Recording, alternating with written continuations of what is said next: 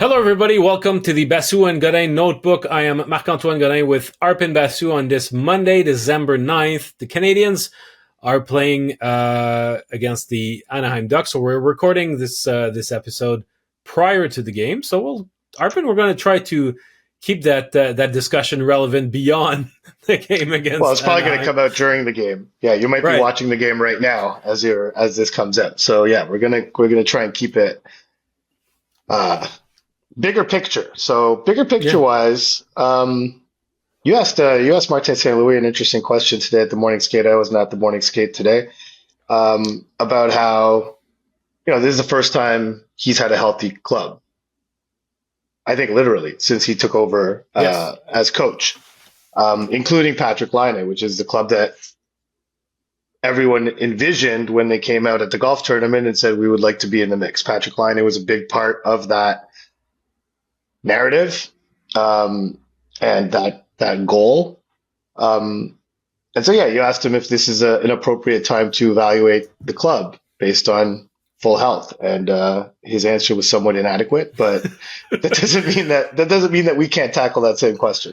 No, because I think it's relevant. Sometimes when the team is not doing so great, players will say, well, wait until we have a full lineup. There's this guy that's missing, and they never use They don't use injuries as an excuse, and even when they do, they say that they won't.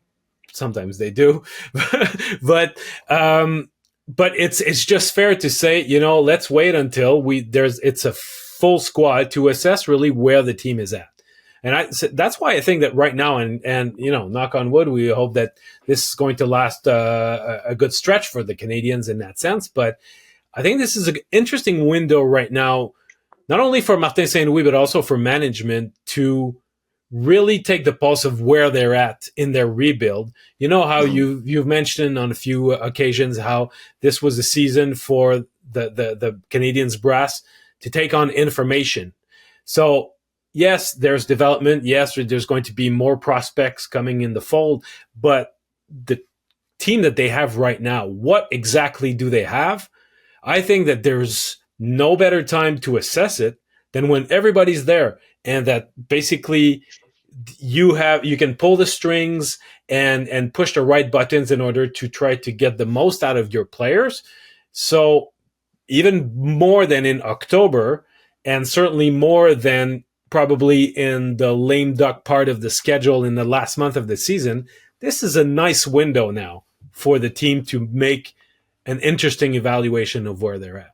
Well, yeah, the added, you mentioned the lame duck part of the season. Like that's what makes it interesting, is that the Canadiens still have something to play for. They can play themselves into a position that they hope to be in, right? I mean, they're not so far out of it that it's not inconceivable for them to play themselves back into it. It's not likely, but it's, if you look at the standings today prior to the game against Anaheim, yes, the Canadiens are last in the division, but they enter that game against Anaheim 1 point behind the Red Wings, 2 points behind the Sabres, 3 points behind the Senators, the three teams we always use as the measuring stick right now for the Canadiens, three teams that are ahead in their rebuilds.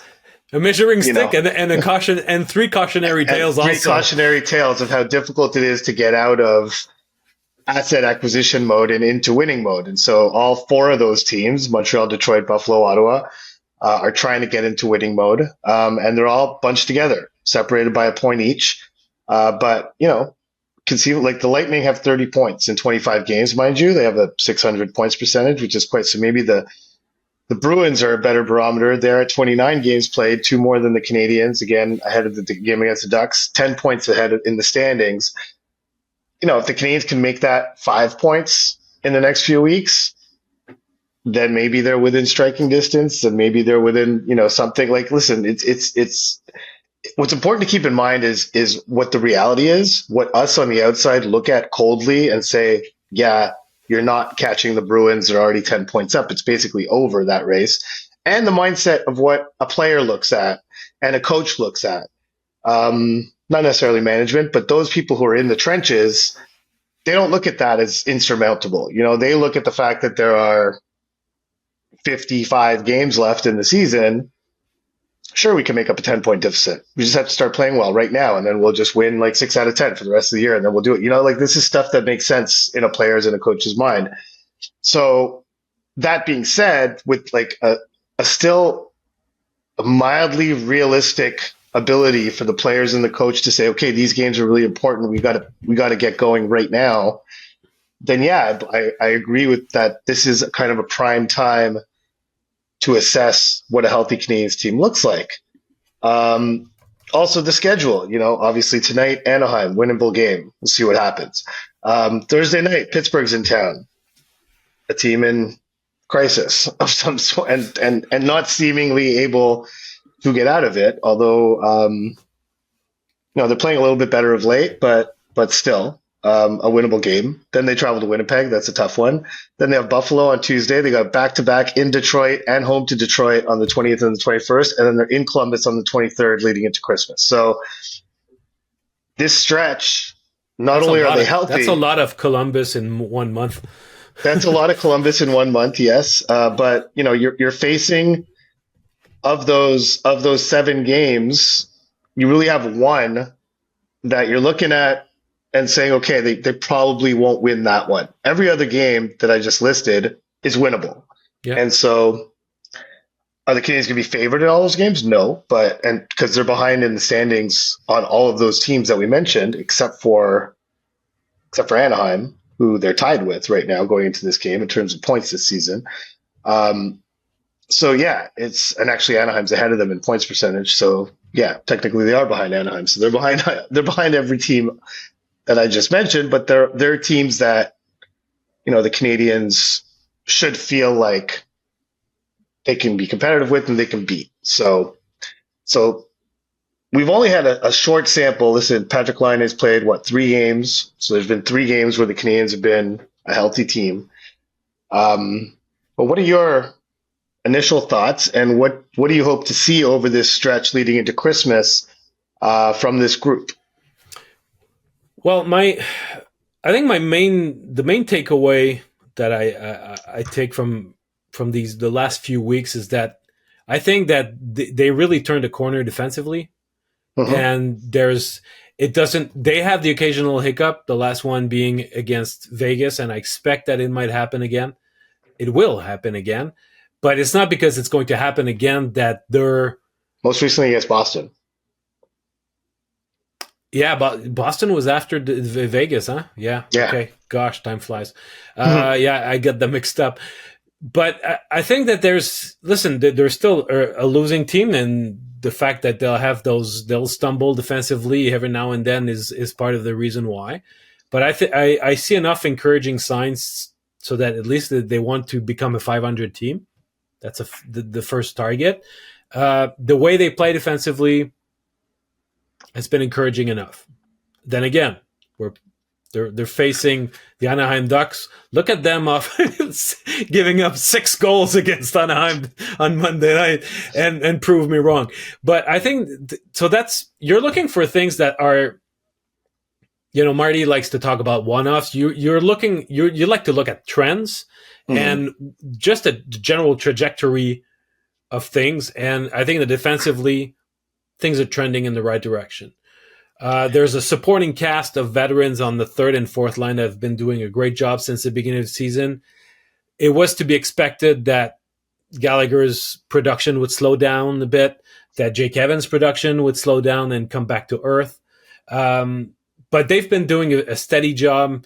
I was talking to Yoel Armia this morning, and he was talking about the PK with Evans, and he had a smile like this big, and how much they have. They have a great chemistry, the two of them together. So they got a good thing going. But I look at the top 6, and that's where the room for improvement really is. We said that we would we discussed before the episode that we would do some sort of a moratorium on Kirby Doc, and until things change, let's not address that issue further. But we were both sighing on Saturday night watching Uri Slavkovsky, and like on many instances, dude, what are you doing? Yeah. I think that when you want to assess the progress of this team, I like to I'll look at it through the lens of Uri Slavkovsky. He's young. He's bound to be impactful. He's supposed to be impactful for this team. As far as I know, he had a bit of a foot thing. I don't know to which extent it was serious, but he's not hampered by a significant injury, and he's not recovering from a big injury like Doc. So this is a guy that I look at him as being more of the symbol of how this season can turn into a positive one. So he's really a guy that I'm going to be watching a lot from this point on in the season. Hudson, is he going to hit the wall, or is he going to continue that way? And if the progress also of some other guys that we've seen so far this season, from Heineman, from Jackeye, guys like that, is it going to be a continuous progress, or they're going to have a setback? So there are many aspects, but to me, it really starts with Slavkovsky, and I think that he's in a condition right now as a young player to develop himself and take strides with the proper lineup around him. So he's my starting point.